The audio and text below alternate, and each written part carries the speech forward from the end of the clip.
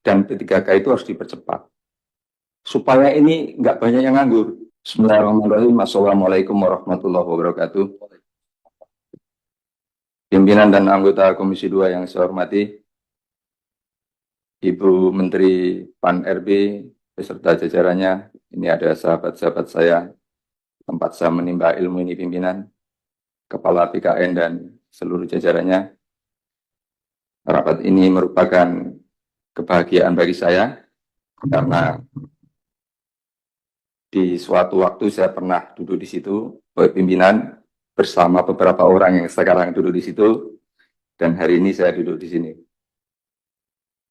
Baik, terima kasih atas paparan yang disampaikan oleh Ibu Menteri beserta Kepala BKN, Profesor Dr. Yudan Arif. Ini sangat menarik karena lama tidak berinteraksi dengan Kemenpan RB dan BKN. Hari ini berinteraksi dan saya menemukan frasa-frasa yang menunjukkan semangat dan apa birokrasi kita akan menuju kepada birokrasi modern. Apa itu? Yaitu meningkatkan bagaimana kedua lembaga ini berusaha untuk melakukan transformasi digital sesuai dengan tuntutan zamannya. Kalau boleh saya berpendapat, Kementerian Pan RB dan BKN ini merupakan lembaga yang sangat sentral dalam upaya penguatan pemerintah, karena dia mengurusi birokrasi. Jadi asas progresif, bukan menunggu, itu perlu diterapkan oleh Kementerian Pan RB dan BKN. Selama ini, saya mengenal ya, selama ini itu kan lebih banyak menunggu. Ada masalah baru diatasi. Baik itu masalah yang terkait dengan SDM, kelembagaan, maupun pelayanan publik. Kita tidak boleh melihat bahwa Kementerian RB itu gedungnya cuma 4 lantai, karyawannya sedikit, tapi aturannya itu yang bisa untuk membuat ASN di Pemprov, di Pemkab dan Pemkot maupun KL itu bisa bergerak mendukung program-program yang ada di pemerintahan. Kalau orang seperti saya ini kan politisi, kebetulan kalau Bu Menteri ini kan dari birokrasi. Ini kan indekos termasuk Pak Purwadi ya, 5 tahun datang. Kalau kepilih lagi, datang lagi. Kalau nggak pilih lagi, bapak-bapak yang ASN. Nah, kalau ASN-nya ini tidak diatur dengan apa serius, dengan hal-hal yang lebih progresif, ya negara ini akan limbung. Betapapun kita membuat program yang banyak, yang bagus, menterinya bagus, tapi kalau sekali lagi ASN-nya tidak diberi dukungan training, diberi dukungan pendidikan, sistemnya tidak baik, apalagi misalkan mau mutasi dan lain-lain, datanya nggak ada, saya kira itu tidak boleh terjadi. Jadi ini sebagai pengingat bahwa birokrasi ini merupakan pilar penting bagi pemerintahan. Ya, birokrasi merupakan pilar penting bagi pemerintahan. Karena pentingnya itu, saya lagi berpikir, sudah beberapa hari sejak ada rapat di sini dengan Menpan RB dengan teman-teman menteri yang lain, saya pernah menyampaikan tentang transformasi digital. Transformasi digital itu kebahagiaan dan kegundahan kalau bagi saya. Kegundahannya apa? Gara-gara alasan digitalisasi, banyak kementerian kemudian mengajukan untuk bikin sistem ini, sistem itu, yang ternyata kalau boleh diaudit, itu yang useless hampir 80%.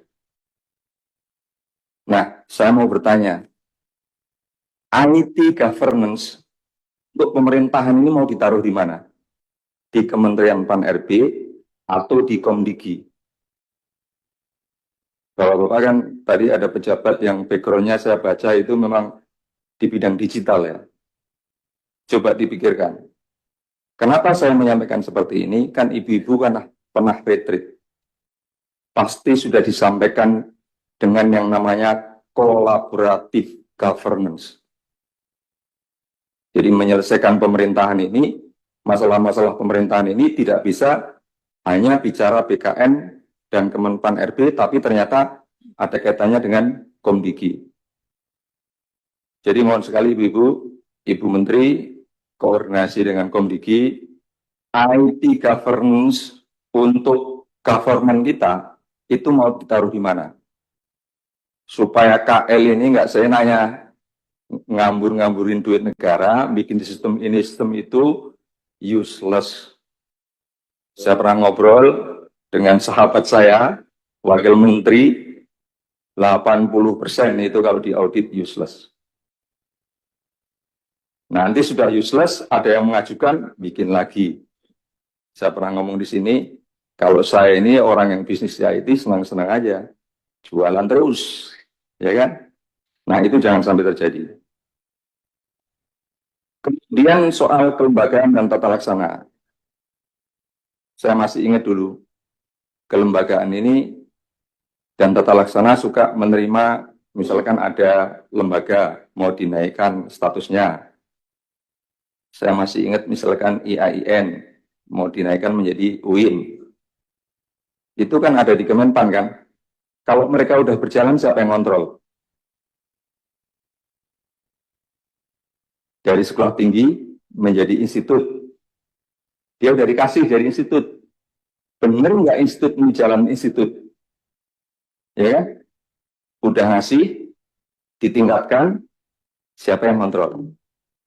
Apakah ada mekanisme untuk diturunkan lagi? Termasuk bagi kementerian yang mengajukan kelembagaan baru. Nah, ke depan, pengajuan ini juga bukan hanya menunggu.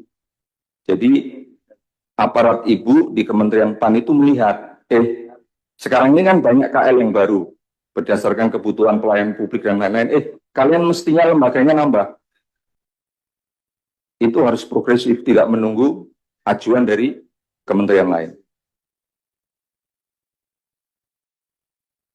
Nah, ini yang terakhir ini penting. Sebelum saya menyampaikan, saya bertanya dulu nih, Pak Kepala BKN, rencana untuk pengangkatan ASN itu kapan? Rencana pengangkatannya?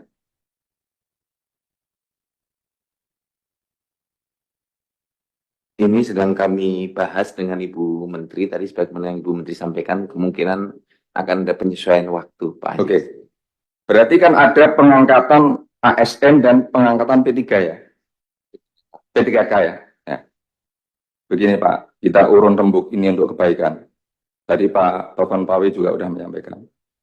Negara kita ini kan sedang lumayan mendapatkan cobaan terkait dengan PHK di sejumlah perusahaan. Kemudian tentu Bapak-Bapak juga merespon bagaimana program pemerintah untuk melakukan percepatan di berbagai bidang kerja-kerja yang terkait dengan masyarakat, pelayanan masyarakat. Pertama, prinsipnya harus dipercepat, Pak. Pengangkatan ASN dan P3K itu harus dipercepat. Supaya ini nggak banyak yang nganggur. Yang kedua, bukan hanya soal nggak banyak yang nganggur, mereka cepat bekerja untuk mendukung pemerintahan. Jadi kalau kami usul itu, pengangkatannya itu bisa Oktober 2025 untuk yang ASN. Kemudian yang P3K Maret 2026. Gitu. Jadi negara, pemerintah ini membantu keadaan supaya cepat-cepat orang bisa beraktivitas, berproduktivitas, sekaligus mendukung kerja-kerja pemerintah. Saya kira itu mudah-mudahan bisa diterima dengan baik dan tentu kalau secara profesional, secara teknis Bapak Ibu sekalian di Kementerian Pan RB lebih tahu dari saya. Saya ini tahu kulitnya saja. Pak Abes, nanti kita makan soto ceker di Senopati. Kalau belum ditutup. Terima kasih. Assalamualaikum warahmatullahi wabarakatuh.